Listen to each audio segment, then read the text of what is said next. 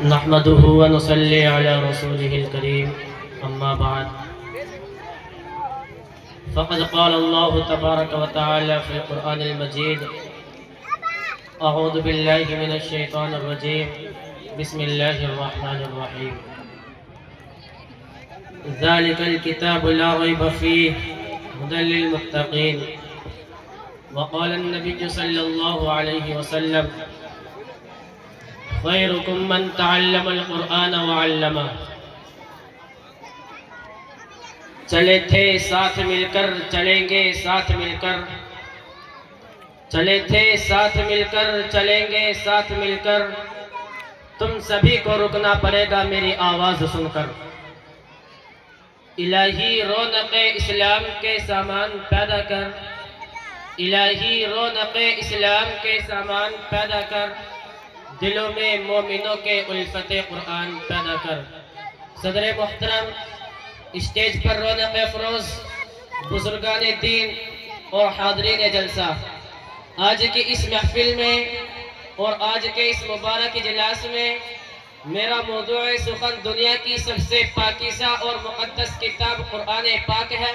ہمیں چڑھتے سورج کی طرح یقین ہے کہ اس کا ایک ایک حرف سچا اور صادق ہے وہ قرآن پاک جس کی زبان مقدس بیان مقدس اور جو فصاحت و بلاغت کا ٹھاٹے مارتا سمندر ہے جس کے متعلق ارشاد ربانی ہے جس کے متعلق ارشاد ربانی ہے جس نے حضور پاک صلی اللہ علیہ وسلم نے ارشاد فرمایا کہ تم میں سب سے بہتر وہ شخص ہے جو قرآن کو پڑھے اور پڑھائے سیکھے اور سکھائے دعا کیجئے کہ اللہ تعالیٰ مجھے بھی اور آپ کو بھی قرآن سیکھنے اور سکھانے اور اس پر عمل کرنے کی توفیق عطا فرمائے آمین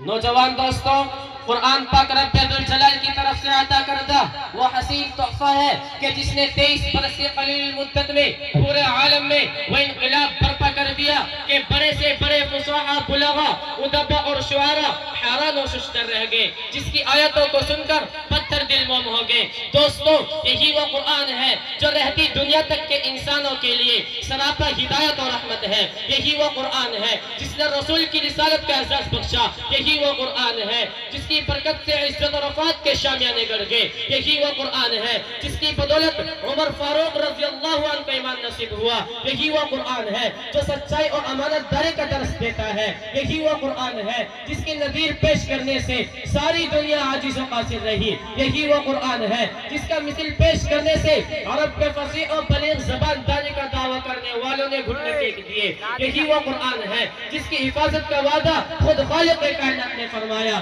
یہی وہ قرآن ہے جس کی تلاوت میں دلوں کے واسطے فرحت و بشاشت کا سامان ہے یہی وہ قرآن ہے جس نے ذہنی قوتوں کو جلا بخشا یہی وہ قرآن ہے جس کی برکت سے اجلے چمن میں بہار پیدا ہوئی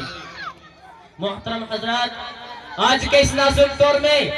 حفظ کلام پاک کو فضول سمجھا جاتا ہے اس کے الفاظ رٹنے کو حماقت بتلایا جاتا ہے کہا جاتا ہے کہ اس کا رٹنا اور بے سمجھے پڑھنا بے سود ہے افسوس صد افسوس اس قرآن پاک کے بارے میں ہمارے یہاں خیال کے اس کے بارے میں شہنشاہ بطحا تاجدار مدینہ احمد مجتبی محمد مصطفیٰ صلی اللہ علیہ وسلم نے ارشاد فرمایا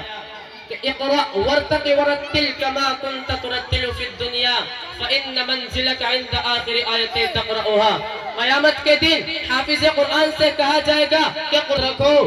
یہ قرآن دنیا کی سب سے بڑی نعمت ہے یہ زمین و آسمان چاند سورج ستارے کوئی اس نعمت کا مقابلہ نہیں کر سکتے یہ قرآن رب کائنات کا مقدس اور عظیم کلام ہے اور کیوں نہ ہو جبکہ اس کا اتارنے والا امین جس کے ذریعے اتارا گیا وہ بھی امین جس ذات پر نازل ہوا وہ بھی امین جس مقام پر نازل ہوا وہ بھی امین جس مہینے میں نازل ہوا وہ تمام مہینوں سے افضل اور جس رات میں نازل ہوا وہ 1000 مہینوں سے برتر ہے اللہ کے مقدس اور پاکیزہ کلام تمام کلاموں سے افضل اور برتر ہے حدیث پاک میں آتا ہے فضل کلام اللہ علی سائر الکلام کا فضل اللہ علی خلقہ اللہ کے کلام کو سب کلاموں پر ایسی ہی فضیلت ہے جیسے کہ خود حق تعالی شانہ کو تمام مخلوق پر اللہ کا دلارا اور خدا کا پیارا نبی ارشاد ارشاد فرماتا ہے کہ جس نے قرآن پڑھا اور اس پر عمل کیا اس کے والدین کو کل قیامت کے دن سورج سے بھی زیادہ روشن تاج پہنایا جائے گا۔ غور کرنے کا مقام ہے کہ جب والدین کو اس گرا قدر انعام سے نوازا جائے گا تو خود پڑھنے والے کا مقام اور مرتبہ کا کیا عالم ہوگا۔